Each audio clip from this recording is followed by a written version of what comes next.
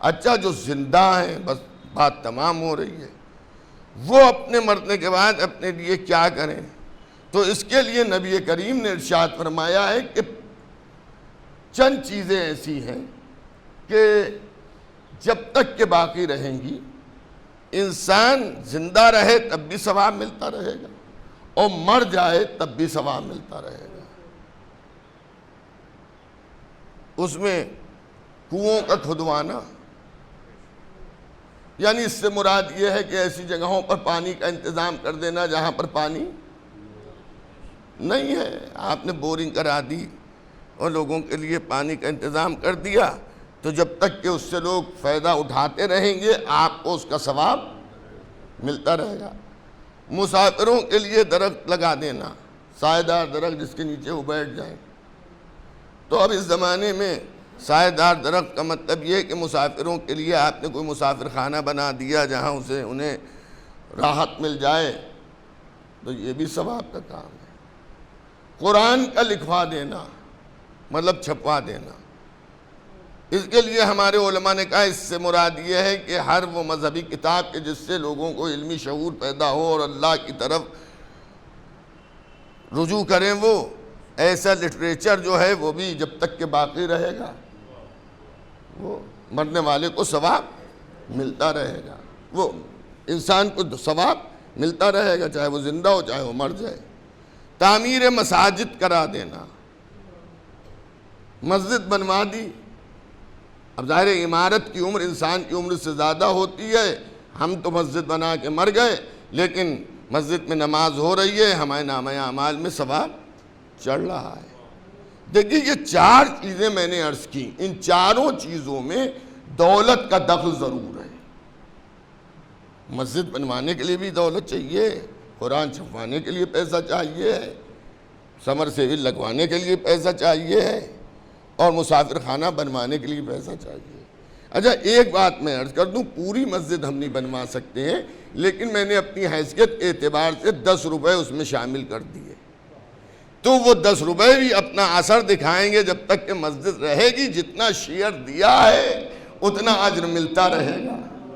بھائی جیسے بزنس میں نہیں ہوتا بھائی اتنے شیئر ہولڈر ہیں، ان کا اتنا شیئر ہے، ان کا اتنا شیئر ہے، ان کا اتنا شیئر ہے، لیکن یہاں 10 روپے کے میں نے 1 لاکھ روپے ڈونیٹ کیے، آپ نے 10 روپے ڈونیٹ کیے، لیکن اب اس کا مطلب یہ نہیں ہے کہ مجھے 1 لاکھ زیادہ دکھ رہے ہیں 10 روپے کم دکھ رہے ہیں۔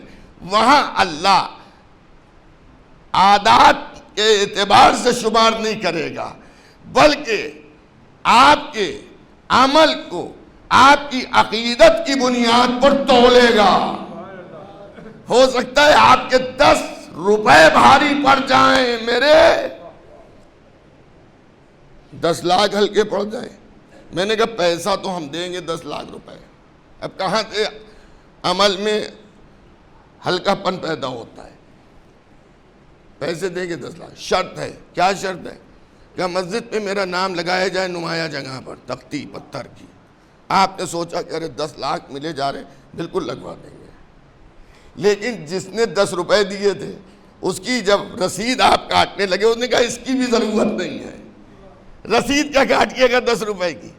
تو عزیزان گرامی اب آپ نے دیکھا اخلاص میں فرق آ گیا۔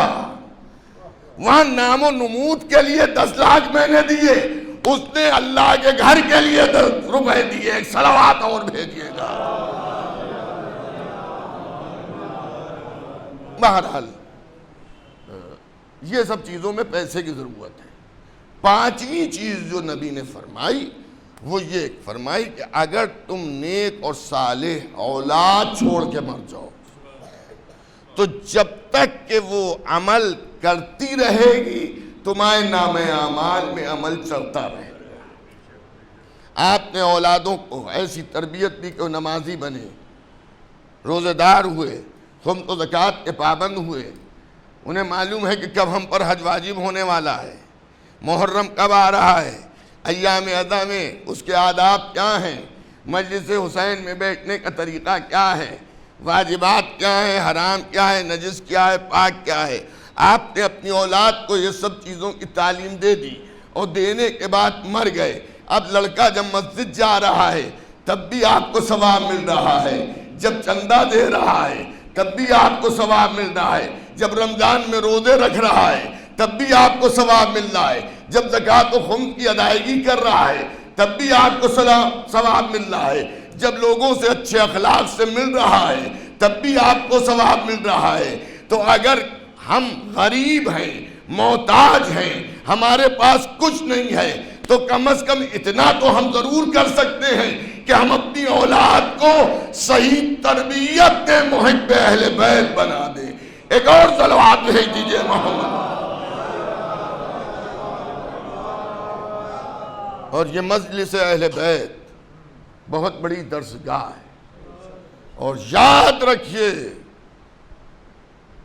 کہ اگر خدا نہ کرے ہم نے ایسا بنا دیا کہ وہ نمازی تو بن گیا، روزے دار تو بن گیا، زکوٰۃ کا پابند تو ہو گیا، داڑھی تو اس نے رکھ لی، مگر ولایت اہلی میں کھوکھلا رہ گیا، اس کی سمجھ میں فضائل اہل بیت نہیں آ رہے ہیں، اس کی سمجھ میں مجلس و ماتم نہیں آ رہا ہے، تو پھر اس کے کیے ہوئے اجر کا جب اسے ثواب نہیں ملے گا تو آپ کو کہاں سے ملے گا؟ تو عقیدہ بھی صحیح کیجئے، عمل بھی صحیح کیجئے۔ ایک اور صلوات بھیجئے گا محمد و آل محمد۔